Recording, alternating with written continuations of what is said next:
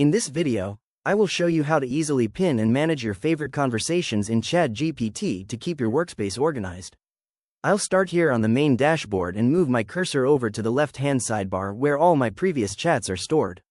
To find the specific project I'm looking for, I'll scroll down through the list until I locate the conversation I want to pin. I'll click on it to open the full thread so I can review the content. Now, notice the three dots in the top right-hand corner of the screen. Clicking these reveals a menu with several management options like Pin Chat. However, I can also manage this directly from the sidebar by clicking the three dots next to the chat title. From this menu, I'll select the Pin Chat option, and you'll see the conversation instantly jump to the very top of my chats. This makes it incredibly easy to access my most important work. If I ever need to remove it, I simply click those three dots again and select Unpin Chat to return it to the regular chronological list. If you found this walkthrough helpful, please consider liking the video and subscribing for more quick AI tips and tutorials.